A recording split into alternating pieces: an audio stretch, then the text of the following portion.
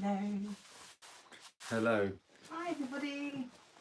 So we are live. We think we've got a pretty big first world issue, don't we?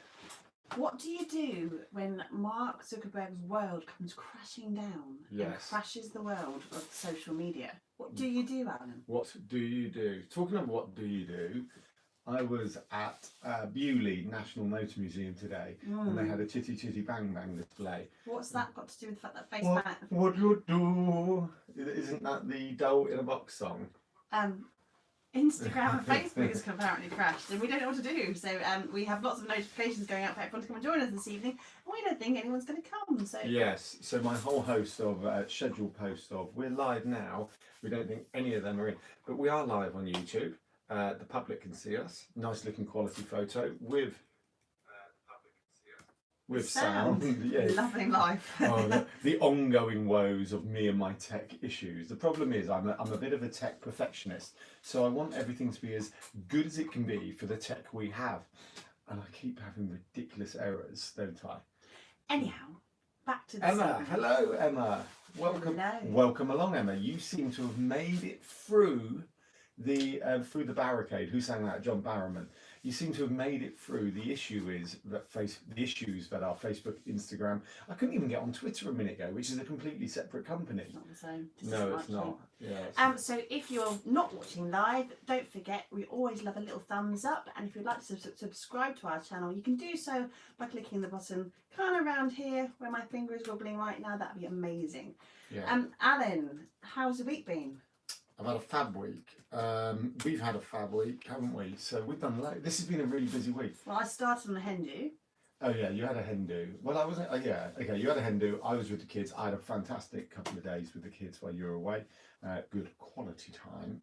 We went swimming in our matching flamingo shorts. If you're followers of us on Bailey Beltheads, you'd have seen a post on the mini me range from Matalan, which basically gave me and my two boys, we have a daughter as well, the same swimming shorts. So we wore them swimming on Sunday, which was very exciting. Yeah.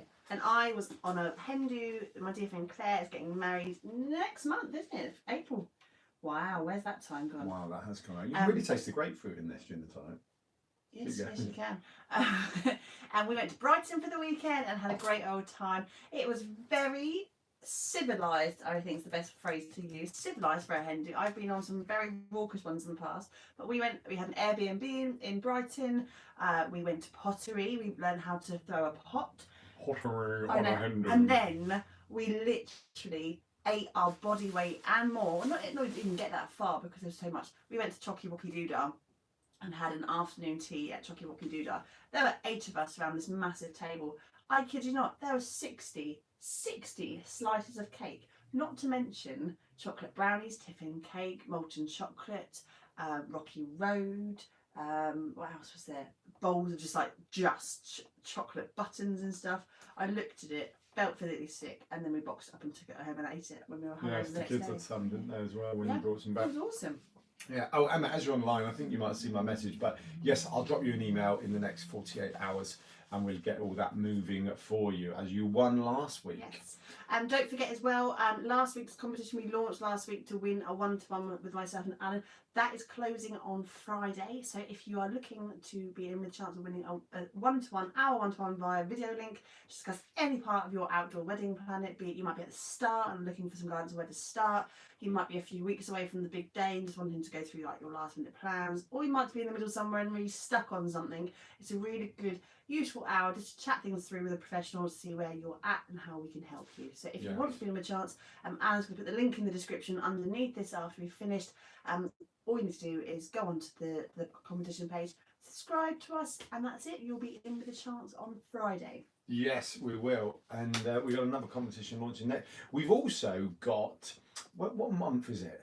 It is March, darling. Yes, we've got some more tickets to give away in April, haven't we? Mm-hmm. We've got the Dorset Wedding Festival, wedding fair, outdoor wedding fair. It's been going for quite a few years now, and is meant to be, I say meant to be because I've never been, but we never got there. We never got there. We do happen to know the organiser. She's definitely a worky friend of ours. and we know she puts a lot And of anyway, effort into we it. managed to wangle some free tickets to that. Yeah. It's She came round for cake, so a judo chopped her, said, give us some tickets for the outside bride, He did. and she said yes. And it's a good old day out. There's about 70 odd exhibitors, which is a nice little number. It's all outdoors and marquees and outdoor stuff and street vendors and that kind of stuff. But if you get bored there, it's right next to Monkey World in Dorset. Well, I said So, that. This is once again one of those first world things that not everyone really knows. So Emily may be away. We don't think she's going to be, but she may be away. So I was planning to go down with the kids, but because I'll ultimately be working, I said to my dad and the stepmom, I said, "Do you fancy coming down, looking after the kids while I do some filming and chatting and whatever else we do at these things?" And he said, "Where is it?" I said, "Da da da da, next to Monkey World." He said, "Yeah, no worries. I'll just take the kids to Monkey World." And I'm like, winner. So. Anyhow, so this week, obviously, if you have any questions, if you're watching live and you want to ask us something, as always, feel free to chuck it in the. Well, we've got a couple of watchers, haven't we? So we've got Emma, who's currently our most regular member, I would say. Emma, you can. Do you remember when I used to do this? I used to do my favourite member of the Outside Bride that week. You sound like Bruce Forsyth. Emma, why? When he used to do Strictly Come Dancing, his. Oh yeah, you're my yeah. favourite. Oh yeah. So it's not bad being referenced to Bruce Forsyth. I can take that. Take it. It was meant as a diss, but I'm not taking it as a diss. I do. Emma, you're my favourite member of the Outside Bride this week. Welcome along. Have we said hello to podcasters? Hello, podcasters. Hello, podcasters. You're all my favourites. Right. Right, so this week we are going to say we've decided moving forward for the next few weeks, at least until sort of May, until the wedding season starts, that we're going to kick off each week with a different theme to talk about. So this week we decided we're going to start talking about access. Yeah, so basically what we're going to spend a bit of time talking about is if you're deciding to go to a non-venue, like what's the word? Non-conventional yes. area. So if you're not going to a fixed venue, somewhere that does has weddings day in, day out, week in, week out, as a wedding venue, you're going for a blank canvas or you're going for a garden, you're looking for a piece of land. A lot of people obviously go and they source pieces of land from, there's fieldsforhire.com, there's another one that land for events. If you're going to be looking at that kind of stuff and you're going for a really from the ground up, building up type of fair, things to think about when you're choosing that field that go above, this is really pretty, look at the oak tree in the field, I can see my photos there, because there's a lot more to think about and things you should be thinking about to be a bit more cutthroat about making your land selection. Yes. Is that a fair cutthroat? No, cutthroat's the wrong wording, but I get the gist. You know, it's just about making sure you make some good quality choices. We were discussing this just before we went on live today, and this time last year, obviously we had the beast from the east. We did. That snowy extravaganza where we all seemed to panic because we had no milk, we had no cheese, we had no bread, the shelves were empty, and what do we do? And then obviously all that snow melted, and our very first wedding of the season was, as Bailey rather than the Outside Bride, was in March, around this week actually, and the entire field was flooded and they had nowhere to put all of their cars. It was a single track in, and they really had to panic and they had to think of plan B very, very quickly off the cuff, think of what they can do to change it. Obviously they were restricted by their venue, of their land choice. Are you right there, Alan? Yeah, keep going. What are you doing? Just keep talking. They were restricted by their land choice, and actually if obviously they had lovely day regardless, but some things you could think about before you get to that point of it's bad weather or things have happened, to make sure that you choose the right place. So thinking about access into your land as a starter, can you get vehicles in? Is it a single track? Is it a double track? Is it a gravel track? Is it going to be lumpy bumpy? Are you going to have to travel? We've got a venue in May we're going to, that you have to drive about 1.5 miles from the main road down a gravel track, which is it's East Dean. Yes, I haven't been there. You've been there. I did a site visit very stupidly in an MGF, and should have taken an off-road vehicle in the end because it was very lumpy bumpy, and that was me as doing a site visit, let alone putting 50 guests in cars coming down the track as well. So look at the access into that land. What's it going to be like if the worst case happens and you can't, and you have bad weather, or someone gets broken down, or there's a puncture? How easily can you get cars on and off and down that track? Can you get recovery vehicles and that kind of stuff? Just think logistically, if the worst was to happen, could you get vehicles on and off easily? What other things would you think about for land? Well, actually, I've got. I say I don't always talk about this. I used to talk about it a lot and haven't done. So I used to own a third of a marquee. Do you? Dunbridge. Did you? You've never mentioned. Well, no, I that. have mentioned it, but we're a month or two down the line, so different people watch Yeah. all this now. So for me, you know, what I remember as going to venues operationally to Yeah. put up structures for couples getting married was access. You know, there were ones where we weren't allowed to drive on the grass. So there was one in particular where they were having a marquee at the bottom of their garden, and we could only get as far as the Front door, drive, wasn't it? and we had about 100 metres to carry 5 tons of equipment. Now, you know, let's be brutally honest, poor business decision on our part to agree to do that. We were trying to be as nice as Yeah. pie, if we were honest. In reflection, I imagine some companies would say that's too far to carry, and may not impossible, but may incur an extra cost. You know, so I know other stately home venues where we put marquees up where we've had to carry it all, but not that far, and that's really important. But then I also know other venues where we've been allowed to drive on the grass, but the grass has been wet, and you know, and because it's been waterlogged. Luckily, we had a 4x4, obviously, because we were towing stuff and we didn't get stuck. But anyone in vans could easily get stuck. And then with Bay Lily bell tents, we put bell tents up in fields, and I know we've talked about this one before. And the gate was at the bottom of the field, and it'd been raining all weekend, and the marquee was at the top of the field, and I'm like, there's no way, because we've got a front wheel drive van. I said, there's no way we're getting up that field because the grass was soaking wet. And the bride and groom happened to be their farmland, said, well, no, you will, just stick to the outside, because actually, due to the makeup of the ground, it's fine. But once again, what was important is we'd had that conversation with the bride and groom, and we'd said that there may be a problem. So from your perspective, if you looking at a venue, you've got to think about that. You know, it's all very well going, oh, this is a beautiful lush field, and in the middle of the Great British summer, it's going to be amazing. The reality is we do live in Great Britain, it does rain, and although that may not turn your field into a swamp, it may prevent certain vehicle types getting up. May not make a difference, but it's just about being conscious of it and having those conversations. And with that in mind as well, if you are having vehicles crossing to your across to your field or your venue, it is always worth bearing in mind. It will always be better to go around the edges at any point rather than going straight across. Yes, it might be the shortest distance to cross, but if a vehicle gets stuck for whatever reason, or breaks down, or gets rutted, or whatever, either they're going to be stuck there for a large chunk of time, might ruin, if it's there on the wedding day, might ruin your wedding photos if there's a big van in the middle of the field.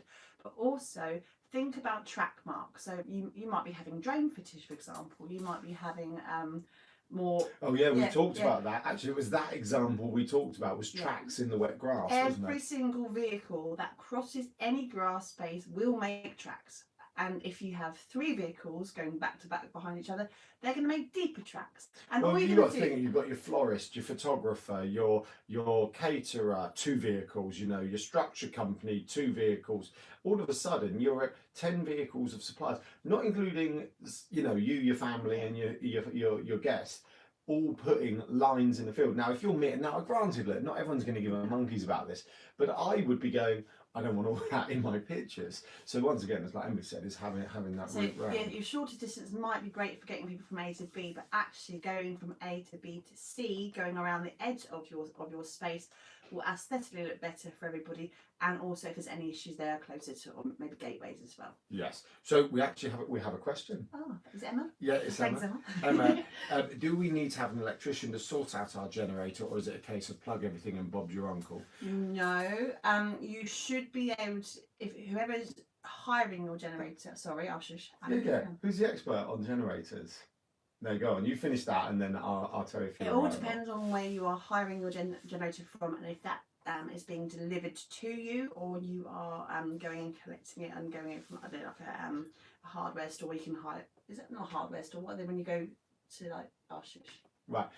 It's pretty simple. You do not have to have an electrician to sort you out, but there's a couple of key bits that are really important. So, right, whoever's done your distribution and your lighting, assuming someone has other than yourselves, it's all going to come back to one socket. Yeah. You need to make sure that socket is on the generator. If it's not on the generator, you're stuffed. And because they don't all turn up with everything on. So once again, when we were laying out electrics for the marquee weddings, we had all this stuff going on and on and on, came back to a distribution board, and out of the distribution board, we had a 32 amp 3-phase plug, a red one. Big, you know, like the blue ones you see in events. There's a red one's 3-phase, and it's a bit bigger than the 16 amp blue ones. And so whenever we booked a generator, we said it needs to have 32 amp 3-phase on it. When that generator turns up, it's really not rocket science. It is pretty much as simple as driving a car. There'd be a battery isolator switch, there'd be a key to turn the power on, and a button to start it. That's pretty much it. If it's any more complicated than that, I would wonder. Also, make sure they show you where to top up with diesel. I think a tank generator would easily do sort of, Saturday lunchtime to 11 p.m. Yeah. With no problem. It would do a bit more than that. It's not going to be exactly that and stop, because it's not an exact science. It's like a tank of fuel. If you drive your car really fast, you get less miles out of it. It's exactly the same. Think that. And so in principle, you don't need an electrician. It is a case of plugging in and going, but you need to make sure you've got the right plugs. The point I was getting to, though, Sorry, is there a handbag in here? Can we get a handbag? Regardless of who you're hiring from, and this goes for any supplier that's bringing any equipment to your event, be it a generator, be it light up letters, be it fridge freezers for your bar, whatever they are. You should always have a handover. That might be on site. Yes, that is true. That might be on site where they're delivering it to you. You might be going and picking it up from the more hardware store that I couldn't think of the name of, but it will come to me right at the end. The SES type place, doesn't matter. The Hire Centre. They will give you full instructions of how to use it. If you don't know, make sure you ask, especially if you're not a pro. They will give you a handover. You will have a sign over sheet anyway, so you will have that paperwork to say that you have been shown how to use that equipment. Likewise, on the power side of it, in terms of the lighting and all that, if that has been done for you by a third party, your marquee company or whatever, they will also give you a handover. The important thing to do is to make sure that both of those companies marry up in terms of what they need and what they are supplying for you. Yeah. We had it on our own wedding. We messed up. We messed up completely. Luckily, we had good suppliers who were very quick to make sure they could turn it around. But we had not spoken between our generator was separate to our marquee company who did our electrics. I was going to say and this they next, had one plug, and the hole in the generator was a completely different size, and we did not have that marry up with the hole. So luckily we managed to get some cabling to sort that out. We did, and we do say this, that we get shaving money off weddings, with the average price being, what is it, £30,000. Yeah. We get it. I reckon the majority of the outside bride aren't in that camp or underneath that camp, but we're all still trying to shave it off. But for the sake of a bit of money, giving the responsibility of that generator, those plugs, and making sure it all works properly to someone else, to be a little bit less work on your wedding day and less stress on your wedding day, I would recommend that. We do recommend that, don't we? Yeah. So the other things to consider though is if you're not getting your structure supplier or an electrics to come in and do it for you, and you're doing it yourself, and you're going to plug in your own electrics into the generator, is to talk to that company about if you need extra cables, how long do you need it. We discussed this a few weeks back anyway. If you have a large site compared to a very more sort of bijou site, how far do you need power to get to, and what parts of the site do you need to get to, because you may be able to speak to a generator company who might be able to provide extra cabling for you, or you might have to supply that yourself. So just check what's supplied, what's not supplied, and what you definitely need, and then work from there. But no, you don't have to have an electrician. If you know someone who wants to help you, fantastic. It's always good to get someone who is more of a pro, but it's not essential. And really, it for most parts, unless you've got something whoosh or wow completely off the wall, it is a matter of that, as Alan said, that plug in that hole, bush done, connected. Yeah, the chances are, I mean, obviously we don't know your setup, but your generator's not going to turn up with a load of 13 amp plugs in it. You may need a distribution board in between what you're putting out and what's going into the generator. So just bear that in mind when you're setting all of that up. We had something else to talk about tonight, and I can't remember what it was. We talked about the competition. We've talked about access, and everything. We've answered the question. Talked about the wedding festival. The wedding festival. I don't know. I don't know. it'll come to us after. Facebook and Instagram have thrown us this. No, it really did, because basically I spent the kind of 30 minutes before this trying to get our posts to post, which weren't posting. And then I had a Twitter issue as well. So I thought, well, I'll plaster it out on Twitter. And that didn't work either. And we were like, huh? But luckily, Emma's here to say that, well, look, fab, so get rid of the hassle, it's just getting the journal through.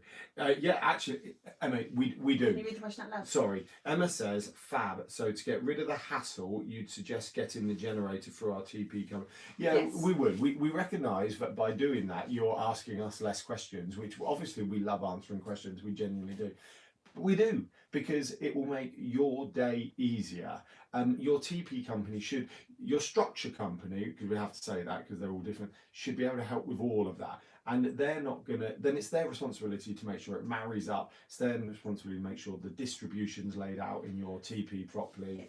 The only thing I would suggest, though, it depends on where your TP company is coming from. If they're coming, and which is where we came up with our marquee company for our wedding. We were getting married in Dorset. Our marquee structure was coming from Somerset or Cornwall.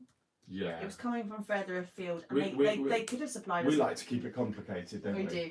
They could have supplied us a generator. They could have brought it along with them as part of their package, but obviously that was a lot more delivery and cost involved with getting that delivered from West Country. So we decided to get something sourced locally to save on the cost on delivery. And our marquee structure didn't know the local business because he was out of area. So if your TP company is servicing your local area and they know your area, fantastic. If they're coming from Scotland down to the south coast because you really wanted their structures more than anything in the world, it might be worth looking separately. But definitely give them a question, ask the question. Yes.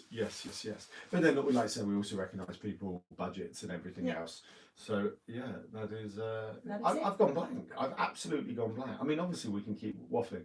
Maybe you've lost your power from the green shirt. I have. Podcasters, I do like to share what I'm wearing today. So I'm wearing my. It is hideous. It is hideous. How's it got food? It's clean on. How does it have food? I don't know. Probably the same food that I've got here on my leg here from Joseph. Is this kid-based stuff that's entrenched in the grain? I have an Australian green with kangaroo and palm tree Hawaiian shirt on. Basically, Alan's brother lives in Australia and came home for Christmas thinking this was a joke present, but little did he know that Alan actually loves this rubbish. I do love this one. I haven't. You know what? A shirt I haven't worn in a while. I might wear next week. My red panda shirt. Ooh.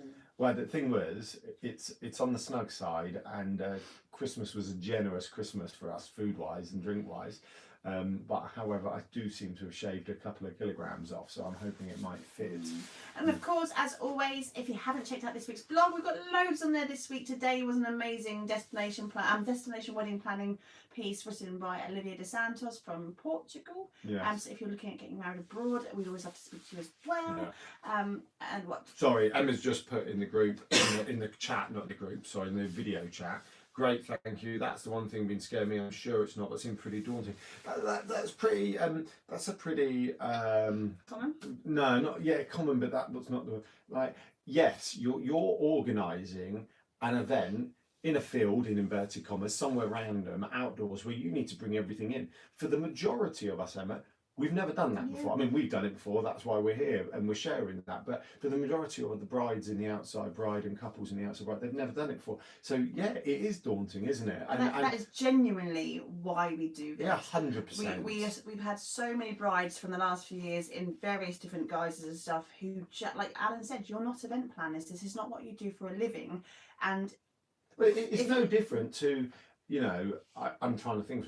So I don't. Brainstorm. Yeah, absolutely, Emma. We don't know what you do for work, but if we went, Emma, can you go and do brain surgery? Would you know what to do? You know, would you go? Could you go and run a pub? Would you know what to do? You know, could you go and run an outdoor event? And not forgetting, you're not going to be doing, or you might do it after that. A lot of people do go. A lot of people do. But you're not going to be doing this after the event. This is a one-shot opportunity to get it right, and you want to get it right. So definitely use us, and we say this to everyone on Facebook, on YouTube, on podcasts.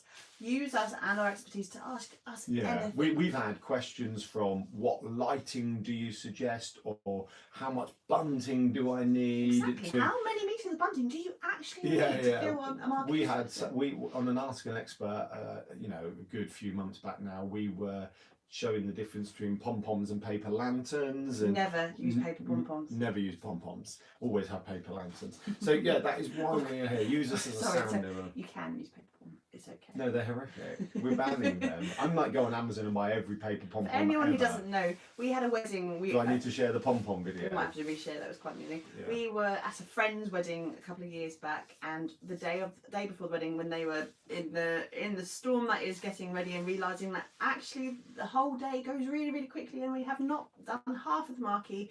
Emily Allen, here's our paper pom-poms. Can you please fluff them up and make them look pretty, and then bring them back to You were a home them? proper fluffer, weren't you? How often do you like to say that? Honestly, that's so unnecessary. You were a fluffer Anyway. with paper pom-poms. We then I had have a race. remembered what I was going to say. I by the lost way. the will to live. Just like literally just every single layer. Not me. Not me. I No, just you didn't refused to do either. it. Yeah, absolutely. I didn't even lose the will to live. I remember what I was going to talk about. Okay, go. We didn't talk about Tuesday. So Tuesday we filmed an Ask Oh, the yes. Expert special, which is coming out Friday. It will be on for podcast as well. We had Simon from Hampshire Event DJs coming over, didn't we? Mhm. And we asked. So Simon is a worky friend of ours. We've known him for 7 years now, and we've seen him. So it's difficult to say a DJ. What? I don't know. You trying to get it out? No, just it's difficult to say a DJ specialises in outdoor weddings, but it's fair to say Simon does a lot of outdoor weddings with his company Hampshire Event DJs, because there's a team of them. And so we brought him in for a chat to share some thoughts, knowledge. He talks about bands, he talks about PA systems and everything else. So that's coming out on Friday, podcast Friday as well. So quite excited about that, because that's the first time on Ask an Expert where we've done a special and the expert's not us. Yeah. So very And we'd be exciting. quite keen if you like what you see or hear on Friday, and you want us to bring in other. Oh, is there a question? No, Oh. Emma says, I've decided to make origami cranes. 1,000 Well, of that is them. 1001. It's 1001 is the lucky number, isn't Apparently it? it's good luck. for Colin shot, thinks I've lost the plot. No. Ooh. Now you are I think the third person in my career who's done that. Alex. Oh, is it? I've never, Alex, never heard of Alex it. in September had that. Oh, did she? Made it into a big chandelier in the middle, and then Wow. actually one of the blogs that I'm about to share in the next couple of weeks has had it as well. But it took Alex the best part of a year to sit there when you're watching EastEnders unfold. And do you know what? Credit where credit's due. If you have the time, patience, and inclination to do it, it looks spectacular. So Alex, and I'll definitely share a photo at some point. It's going to come out on the blog. Did a massive chandelier fall in the middle, rather than having other stuff on, and she literally had one chandelier on the white background. Sorry, 1,000. How long does it take to make one? A fair, well, obviously you get better as you get practice, but it's quite intricate. Amazing. When you get that done, She's done 2. Great. 999 to go, Emma. When are you getting married? I think it's July. do you I know can't what? quite remember. Send me some paper. I'll do something while I'm watching TV. Do we need to do origami cranes next week on our Show us a demonstration. Why don't you film yourself for the Facebook group doing a crane as a demonstration to show how intricate they are? Because I do not envy you. I'd but love to see but spectacular. Congratulations. July next year. I knew Yeah. it was July You- next. You've got a while. No, then. you That's haven't. okay. Get folding now. How many weeks? So let's say that's 52, 60, 70 weeks or something like that. Yeah, it's good. You got Yeah, a good you're time. okay. But then it's storing them as well. You've got to give yourself enough time to finish them, but enough time to store them. It's Yeah. almost like, isn't that something? My maths is terrible, but there's something like 2 or 3 a day, isn't it? 3, 6, 9. So 2.5 a day or something like that. Get your you might bridesmaids need to in. Do a tutorial. Get everyone doing a few. Right. do. Yeah. Right, that's it. And we're not talking about Tuesday afternoon, are we? That meeting? No. No, Hush. that's the secret project. There's a secret Very exciting project. secret project, which I now regret because I can't. It winds me up when anyone ever says anything like that. So I am sorry for saying that, but I don't think we can say anything legally, unfortunately. But when we can, we will. Mm. What are you grinning at? Just use the word legal. Like. Yeah, but that's not as funny as fluffing, is it? Right. Thanks everyone for listening. Podcasters, thank you very much. Please, thumbs up, subscribe, review on podcasts. We only need 6 new subscribers so we can on YouTube. So we YouTube. need 7 more subscribers on YouTube to reach the first major milestone in YouTube subs. help us get there, YouTubers. Yes, help please. us get there. And all thumbs up help. Leave a comment. Tell us what you think today. We'd love all that, please. And podcasters, please leave us a review on iTunes or SoundCloud, or Lovely. comments on SoundCloud. That would be lovely as well. And thank you very much for listening. We will be back next week, possibly doing origami cranes, to be confirmed. But we will have a topic next week. Let's talk about lighting next week. Lighting. Next week we're going to talk about lighting in the great outdoors, so which I now need to write that down so we don't forget. Emily's had 1,000 emails popping in while we've been sitting here. Has it been me? Well, Silence you. Was it me? Well, my phone's filming. Oh, I've had 1,000 emails popping in. Emma, our pleasure. Everyone else watching tonight, thank you very much. And we'll speak to you next week. Bye. You still waving? This is your